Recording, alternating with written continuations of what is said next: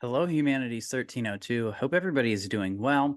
But, anyways, today we're going to be going through another lecture here in class, and the topic that we're going to be addressing is going to be that of the legacy and the memory of Napoleon Bonaparte. Now, as we talk about the legacy and memory of Napoleon, I also want to mention that as we go throughout this, a lot of his memory is also going to center around the French Revolution. So, we're going to talk about the impacts of both the French Revolution and Napoleon on Europe throughout the course of this lecture. Now, we're going to be focusing on the historical events as well as the impacts of this period on the arts. So, we're going to be covering quite a bit within this video.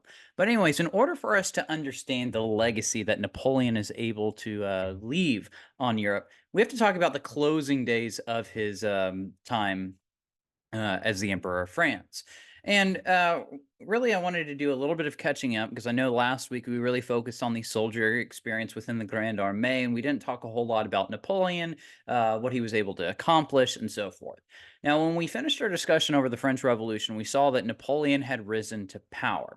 However, even though when Napoleon does rise to power, this doesn't mean that the ideals of the revolution will die. While we'll see he'll become a very authoritarian figure and he'll become viewed by many Europeans as a tyrant in his time leading the French, he will carry on many of the ideals of the revolution. While republicanism may be dead, we'll see that ideals in regards to equality for individuals before the law, equality for individuals in regards to property, would maintain itself under Napoleon, most notably through the Napoleonic Codes. And we're going to talk about that a little bit later on, but that will be a crucial thing that Napoleon is going to spread to the rest of Europe and be a part of his legacy. And to no surprise, we'll see, and we'll talk about this later as well, that some historians, because of that, have labeled him really the father of modern day Europe. But, anyways, that's for a little bit later on this lecture. But, anyways, after Napoleon had risen to power, after he had declared himself emperor, he goes on a series of conflicts against Europe, mainly against the powers like Austria, Prussia, Russia, Spain, and most notably that of Great Britain. And through these wars of conquest, at least initially during the first roughly half decade of what are collectively known as the Napoleonic Wars, he was quite successful. He pulled off major victories at places like Austerlitz. He would conduct these lightning campaigns, completely surprise his opponents. And by the time you get to 1810, he really dominates much of continental Europe. However, like all good things, that domination of continental Europe could never suffice. Eventually, he's going to bite off more than he can chew. Now, you could see really cracks begin to emerge in his empire by as early as 1808, 1809. But for us, where you really start to see the downfall of Napoleon and his empire is in 1812. And I believe we briefly touched on this when we talked about the Grand Armée. In June of 1812, Napoleon is going to make probably his biggest mistake, or I shouldn't say his biggest mistake, it will be his biggest mistake of his career. He's going to do something that nobody has been successful at doing, and that's with the exception of the Mongols, which is invade Russia during the or be involved in a campaign in Russia during the winter. Now, first, he does invade Russia during June of 1812, but remember, his campaigns that he was so successful on early on in his really rise to power had been characterized by lightning strikes. Now, we need to understand in regards to transportation. This really goes into the logistics of what's happening in regards to his invasion of Russia. In regards to transportation, logistics at the time, they were transportation was much slower. Much of his army, unless they were a part of the cavalry, most of his army is going to have to walk their way to Moscow, march it on foot. And so, as a result, it does take a number of weeks in order for them to get close to Moscow.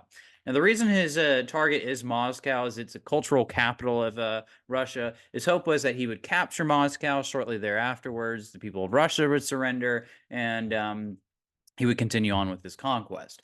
However, that's not exactly what's going to go to plan. He would find himself by the fall and early winter remaining in Russia. Moscow would be burned to the ground by Tsar Alexander I. And with this, when it's burned to the ground, he has to retreat back towards France in the middle of the winter. Now, accompanying him was over 600,000 troops from various nations, not just France, but from places like Prussia and so forth. And why this is going to happen is because, once again, with Moscow being burned to the ground, this army, because transportation was so slow and his supply lines were so long, they extended all the way back to Prussia, he had to live off the land with his troops. But whenever you see the scorched earth policy adopted and the fact that you're about to enter winter with virtually no crops or anything to feed your army, this will lead him to retreat out of Russia. He will be harassed by the Russian army, but the Russian winter is going to take its toll. As I mentioned, there were over 600,000 troops that he accompanied with him on the invasion of Russia, but over 400 and even possibly as much as 500,000 of these troops are going to perish from starvation, disease on their march out of Russia. And this greatly cripples Napoleon moving forward. First, and if you look at the soldiers that he would lose, a lot of them are going to be veteran soldiers that could have been vital, that have that experience, that had been campaigning with him for almost a decade up to this point. He'd lose a lot of his veterans, which will impact, say, events at Waterloo. But also, I mean, uh, he's going to lose a large portion of his force. The coalition powers, whether it's Austria, Prussia, Russia, so forth, they will be able to rally. They would defeat him in 1813 at Leipzig. They would defeat him again in 1814. And by March of 1814, they would capture Paris and force Napoleon into his first exile. And the hope was after the fall of Napoleon in March of 1814, there would be a sense of a return to normalcy. The hope amongst the European powers as they began to convene in what would eventually become known as the Congress of Vienna is they were hoping to return to the Ancien regime, basically to what everything had looked like prior to the French Revolution / Napoleonic eras. We see this when they restore King Louis XVIII to power. However, even though the monarch in France will be restored, many Frenchmen were uneasy about this. They very much, obviously, as we had seen with their experience with Louis XVI, had a great distrust within the monarchy. And early on, after Napoleon is forced into exile, there were hopes that he would soon return. And so, no surprise when Napoleon finally does return at the beginning of, as I drop my mic, as they begin, or as he begins to return at the beginning of 1815, that a lot of Frenchmen who greatly revered Napoleon, see him as the embodiment of the revolution, are going to rally around Napoleon, join the ranks of his army, and support his once again his seizure of power and reclaiming his position of power. Now, with Napoleon, he won't remain in power for long when he does return. He does promote some very liberal policies. Most notably, he tries to convince the coalition powers, all those European nations I mentioned a moment ago, that he doesn't come to conquer as he had previously done, but rather he wants to rule France in a more liberal fashion. Well, regardless of what they would have believed, or I shouldn't say what they would have believed, regardless of if Napoleon was being earnest and honest about this, the coalition powers, rightfully so, had a lot of distrust for him, and as a result, they're going to attack him. Napoleon would muster up an army of 113,000 men, and this would eventually lead him and the coalition powers to fight one another at Waterloo, which y'all have been reading about within the account of John Keegan's. And many historians have dubbed the Battle of Waterloo one of the most significant turning points in European history, one of the most significant events in world history. Now, in regards to if Napoleon had won the Battle of Waterloo, if we would have seen a continuation of the Napoleonic era, perhaps him kind of restore much of his glory, that's up for debate amongst historians. I mean, there's a good likelihood that he probably would not have been successful in the long run, but nonetheless, that's not a debate that we're going to dive into. But it does mark a major turning point because with the downfall of Napoleon, now you see the major European powers, Britain, Austria, Prussia, Russia begin to look to the future and try to maintain, really kind of coax the French and try to maintain a stance to where hopefully Europe wouldn't be infected by revolutions like what we had seen in the French Revolution. And that's what leads us to the Congress of Vienna.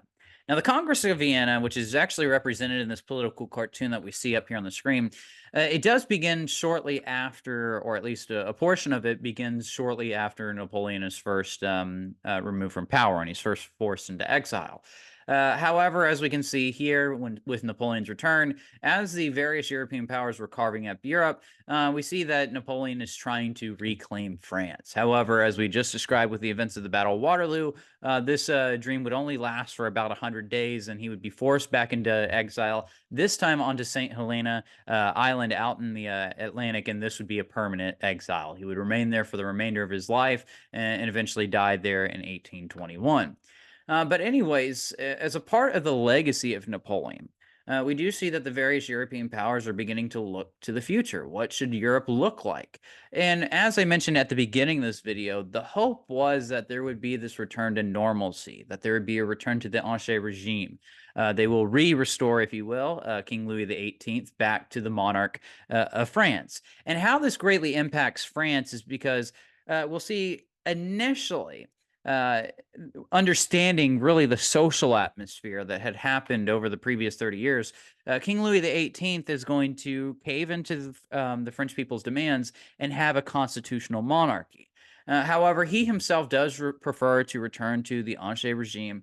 He will begin to really strip powers from the bicameral legislature that's established through this constitutional monarchy. And once again, you're going to see a lot of disdain between the King of France and his subjects. Now, kind of remaining on the topic of King Louis XVIII, and kind of fast forwarding to this image since I have a portrait here in this slide, kind of remaining on the topic of King Louis XVIII, as a part of his programs to really restore the Ancien regimes, he really rejects a lot of the issues that we see from the French Revolution and a lot of the symbolism, also of the Napoleonic era. But anyways, one of these images that he would replace is no longer would you see as the flag of France, the tricolore, which is the red, white, and blue flag that we're familiar with France today that had come into being as a result of the French Revolution. He would replace it with the old royal flag of the fleur de lis. However, with programs like this kind of trying to undo the French Revolution, they will have mixed success. Even though he will resemble in many ways a absolute monarch, even though technically speaking, it's a constitutional monarchy. Eventually, we'll see under his successor, that of Charles X, it would end in failure. And this is also another one of the lasting legacies we'll talk about Napoleon, because we will see a continuation of the revolutions. But with the Congress of Vienna, while it was important for helping restore Louis XVIII to power, the Ancien regime, as these European powers were looking to the future, hoping to restore all those things also in their realms, they were beginning to understand that much of the social change brought about Napoleon wasn't going to happen.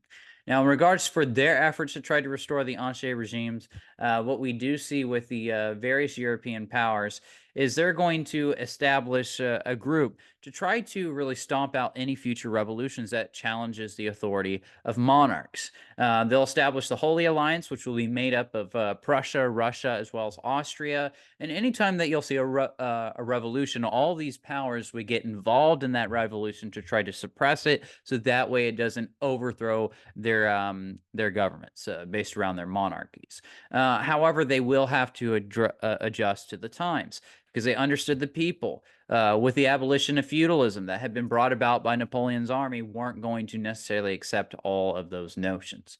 And we're going to talk more about this a little bit later on. But anyways, nonetheless, we do see that the Congress of Vienna was able to accomplish that. Now, also, as we're talking about the spread of revolutions, as we talked about the Congress of Vienna, this is where I want to talk more about what Napoleon's impact will be on Europe following his time in power. Now, when we see the Congress of Vienna take place in 1815, as well as the fall of Napoleon, he does leave a lasting impact across Europe. Now, as I had mentioned when we talked about the Grand Armée, as well as Napoleon, really embody the ideals of the revolution. Even though the revolution had failed with the rise of Napoleon, you do see that merit-based system that was used to promote soldiers, that made Napoleon possible to where he could eventually seize power, would remain in place. And many of those individuals that fought within the Napoleonic armies carried on the tradition of the revolutionary armies of protecting their home state, of promoting ideas of nationalism, looking to abolish the old feudal order that did not allow for self-promotion, did not allow for promotion based off of merit. And that would have a tremendous impact as those armies enter throughout Europe. Now, with Napoleon's army spreading throughout Europe, a couple of things that they're going to accomplish is first the abolition of feudalism. Even despite the fact that we see these various European powers try to return to the Ancien regime, they understood they could never restore feudalism. They could never restore serfdom. It simply was too unpopular, and as a result, if they tried to, this probably would have led to further revolutions. And there will be revolutions that will pop up, but they feared that this would lead to more. So it was really more of a reaction to this. Also, what we see with Napoleon's armies as they spread across Europe, they're going to spread nationalism. And this is a key theme that I want to take a moment to talk about. Now, nationalism. the pride in one's state, the interest of one state slash nation, I should say, really gets promoted because of the French Revolution. Prior to this, in regards to alliances, people didn't really ally themselves with their nations. There wasn't a great sense of nationalism that we see, at least in the modern sense, practiced throughout the 1700s and before. Really, your alliances had been, if we look at the old feudalistic system, to your lord, and then once you get to the 1700s, to your monarch. However, peoples are going to start to identify themselves with the interests of their state, of their nation. We see this with revolutionary France. That's why many of them ultimately back the French military and the rise of Napoleon, because they feared that if they did not back it, would eventually lead to the Ancien regime to restore power, and eventually you would return to the oppressive system surrounding feudalism. And so nationalism will become very strong in France, and then eventually you'll see those same ideals are going to be spread throughout Europe. And what's actually interesting with the spread of nationalism, it does lead to the downfall of Napoleon in the end, because you do see a lot of groups begin to rally around their particular state to oust Napoleon, hence Russia being one of those. But also how nationalism is going to prove to be very vital, at least in the future. While we don't see the breakup of the monarchs and their land gains, at least initially, you will see that there will be the development of independence movements over in Latin America against some of the European powers, most notably that of Spain. And in the future, as we get closer to World War I, you'll start to see these nationalist movements begin to create more modern states that we see over in Europe, whether it be, say, the Czechoslovakia, eventually today the Czech Republic, as well as the various countries that you see out in the Balkans. But that's for a topic in the future. But that sense of nationalism really will spread throughout Europe during this period. Now, as we've talked about these themes, I do want to mention really quickly, because I kind of forgot to mention it a moment ago. With the Congress of Vienna, we're also going to see, as they divide up territories, with the abolition of feudalism, you're going to see that really the European landscape is going to be condensed. You're going to see much larger nations. You're not going to see smaller kingdoms. You're going to see really kind of the end of the knightly practice and the land that they oversaw. And you'll see that it would be greatly reduced in regards to provinces. So I just want to address that issue since I didn't mention it a second ago. But anyways, even though there had been these efforts to suppress revolution, to return to the Ancien regime, because of the effects in the spreading of these ideals by Napoleon's armies, you will continue to see revolutions occur across Europe during this period, as well as Latin America, as I mentioned before. Now, focusing on Europe, you will see that there will be a Greek independence movement that takes place in the 1820s. However, the reason that you're not going to see the European powers get involved in that, and you'll actually see Greek independence achieved, is because the Greeks are going to be fighting the Muslim Ottomans. Okay. But you do see nationalism played a great role in that episode. Also, what we'd see is that during this period, even though that revolution had been successful, you'll also see that there would be other revolutions that wouldn't be so successful. Inspired mostly from the revolutions of 1789, you would see periodic uprisings in the July Revolution that takes place in 1830 within revolutionary France. And then also you see revolutions spark up across the Germanic states as well as much of Europe in the uprisings that take place in 1848. And there are going to be several issues that are in the middle of many of these revolutions, but that's a topic really for a separate lecture.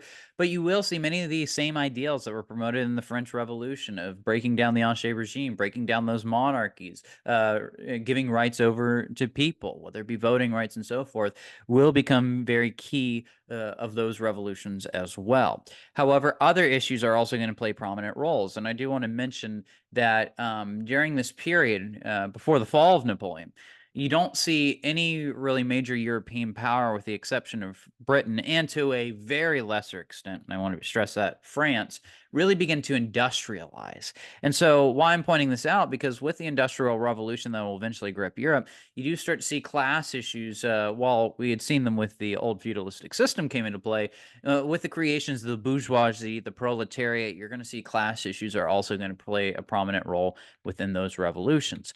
But all of them will go back to the ideals that had been spread to their nations because of Napoleon. Now, I also want to mention before I move on, because I forgot to mention this a second ago, another one of the ideals that would be brought to Europe is Napoleon's, which helped spread the ideals of the revolution, will be the Napoleonic Code. You will see that many of these nations that had witnessed the French army come into them, which is virtually most European nations, in some fashion are going to keep a Napoleonic Code in place. We're going to see that they're not going to hand back over lands to the church, and this really goes back into the abolition of the feudalistic system. So I do want to point out that will be another legacy of Napoleon. But anyways, as we've talked a lot about the historical events that have unfolded, I also want to talk about the impacts that the French Revolution slash Napoleonic era are going to have on the arts. Now, we're going to focus mainly on artwork just because that's my main background in regards to, I'm actually an art history minor from my college days, but I wanted to focus more on the arts. But you also see that this new movement that impacts the arts that will be highlighted by emotionalism is also going to be characteristic in literature. And I'll kind of briefly talk on the issue of literature, mainly talking about American pieces of literature that would be greatly impacted by this period. But, anyways, first, I wanted to focus on the arts. Now, by the early 19th century, we saw that the dominant art form that was practiced and became the art movement associated with the French Revolution in the early Napoleonic era would be that of neoclassicalism. Now, if we remember neoclassicalism, just kind of as a friendly reminder, it was really a return to the Greco-Roman tradition, especially in regards to paintings, where there was a focus on making these images as lifelike as possible, focusing on proportion and so forth. And that was characteristic of Jacques Louis David's images. However, in the revolutionary period, while neoclassicalism will become very popular, we're also going to see that a new art movement begins to emerge out of the teachings of the French Revolution, that of the Romantic movement or Romanticism, which would not put the same emphasis on the Greco-Roman tradition that we see in regards to the neoclassical style. Now, Romanticism is going to follow closely with the guy we had talked about a few weeks ago, that of Jean-Jacques Rousseau's thinking, where he states, "Man is born free, but is everywhere in chains." And what does that mean exactly? Well, basically, what he's arguing is through the current social constructs, even though man is born free, through the laws, through everything that we see with the monarchies, of individual is in change by abiding by, in his day, the social order that was in place.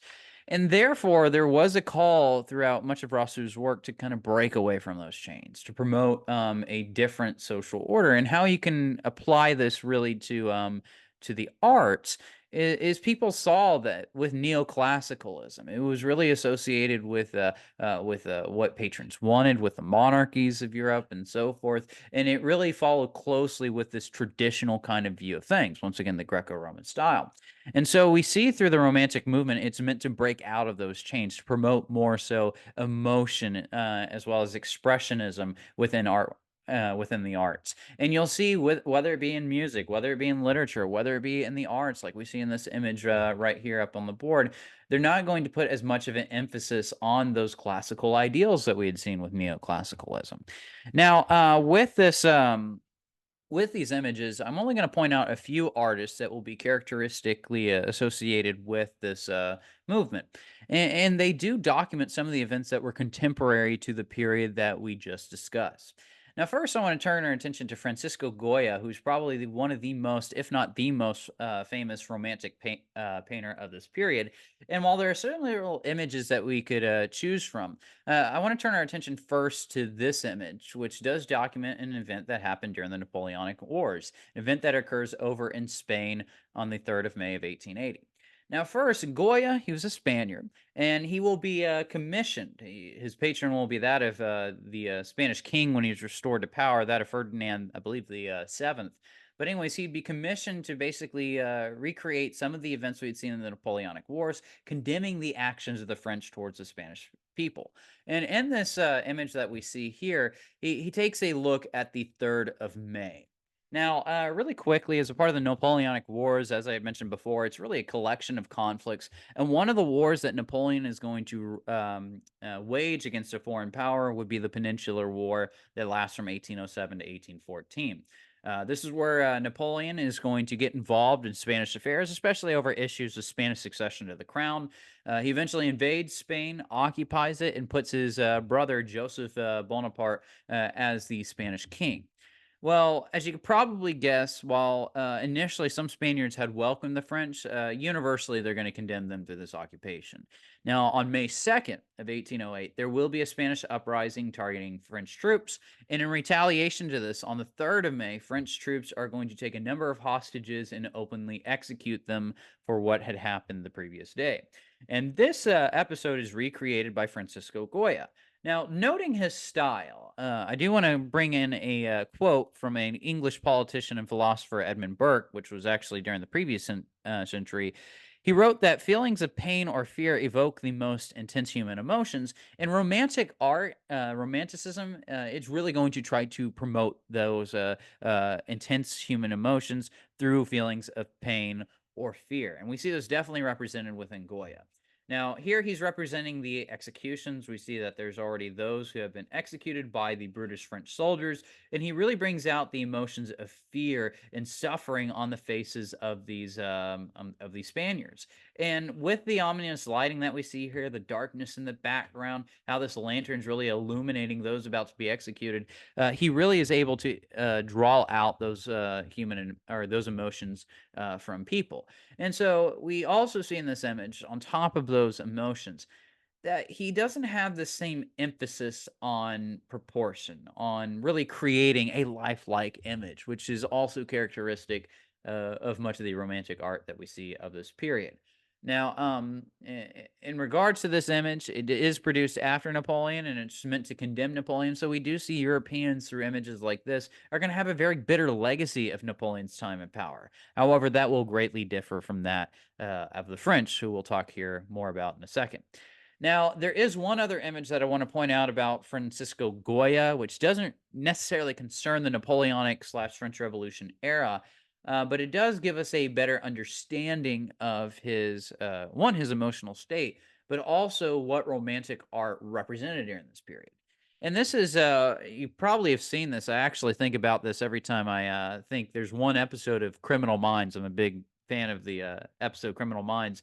One of the serial killers that was represented in this particular episode actually had an image from Francisco Goya's black paintings, which is the very one you see here, Saturn devouring one of his children. And so the reason I bring this up is just because you do see some of these images still used in our own modern society. However, we have drastically different interpretations of them. But anyways, this really recounts I believe he's a Roman god Saturn devouring one of his children, one of the stories from Roman mythology. But anyways, in Francisco Goya's painting, this one was not commissioned by a patron. It wasn't commissioned by anybody. This is actually a painting of Goya's that was found in his home outside of Madrid in one of his barn paintings. And it demonstrates those emotions that individuals like Goya were trying to provoke within their images. Now, these were meant for his own private viewing. You can see the emotional state that was going on in his mind in this particular image. So there's a lot you can take away, but it does, I mean, these very kind of fantasy type images, I guess we could say, do become very characteristic of the romantic paintings and a rejection really of traditional kind of way of doing things. Also, I mean, there are other images, and I'm not going to go into too much detail about them just for the sake of our lecture, just for the sake of time. But you'll see other artists during this period are going to depict prostitutes. They're going to depict other things that aren't associated really with high society that would be viewed as scandalous had they have done it in a previous era. So we really do see them promote more of a targeting of emotions. You start to see expressionism comes more into play, especially images like this from Goya and so forth. And you'll see this continue to impact movements as you move into the future. Now, the last artist that I do want to talk about during this period, he will be a Frenchman, and he's going to document some contemporary events as well. And this image is perhaps one of the most famous of this period. Now, the artist I'm referring to is Eugene Delacroix, and one of the more popular images that he produces is going to be that of liberty leaving the people, which would also be drawn up in the Romantic style. Now, we do see that there is more of an emphasis when we compare it to Goya's work on geometric proportion, on trying to create a more lifelike image. But we do see in this image several similarities to what was depicted in Goya's. Now, first, I do want to point out with Delacroix, much of his images actually have a very dark, ominous tone. However, this one is actually going to be very hopeful. It's inspired by the July revolutions that took place in the summer in July of 1830, when we see once again the French people rise up and overthrow the monarchy, or at least attempt to. But anyways, depicting this contemporary event, he does promote a lot of hope with the masses rising up again, once again against oppression, and leading the people we see as a symbol of the Lady Liberty, and kind of going with this more kind of a image where he tries to promote more provocative imagery. We do see first that dead bodies are on full display within this image. Once again, wasn't very characteristic of, say, the neoclassical style. And then also we see the breast of Lady Liberty coming out of her shirt, leading the way, very much representative of many pieces of artwork that we see in this period as well. And he would produce many others, but we see how the revolutionary period has been greatly impactful on the arts. Now, it's also going to be impactful on other areas, like, as I mentioned before, literature, as well as music. And for a moment, I just want to talk about literature. Now, I'm not very familiar with European literature at the time, but we also see that it would impact American literature. And coming out of the Romantic movement, you'll see groups like the Transcendentalists. And this is probably groups that we're more familiar with here over in America than, say, some of the Romantic writers of this period. But these Romantic writers would include Ralph Waldo Emerson, Henry David Thoreau, Edgar Allan Poe, just to name a few. And many of the works that maybe that you have read in grade school, one that comes to mind is The Scarlet Letter by Nathaniel Hawthorne, were all inspired by this romanticism. Just kind of promoting what romanticism is, and transcendentalism, which is kind of branching off from it, is romanticism was also beginning to reject logic and reason that was characteristic of the Enlightenment. It said that there are just some things you can't explain. They begin to look to emotion, as we had talked about a moment ago. And this emotionalism is also going to impact the transcendentalists, who very much are going to be inspired by this growing romantic movement. So we see that it does greatly impact the literary tradition, producing some of those works that we are ourselves very familiar with to this day. But anyways, that wraps up our discussion of the arts. But before I end, I want to go over one last topic: the memory of Napoleon. Because as we can see, he has a tremendous impact on Europe historically, as well as an impact on the Europe's artwork and movements that we see develop within literature as well.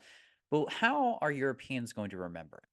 If we go back to Francisco Goya, if you look at many other European states, they would look at Napoleon in a very dark light, especially as we see here, where it looks at the French soldiers under Napoleon in various British fashions. They would view him more as an authoritarian tyrant.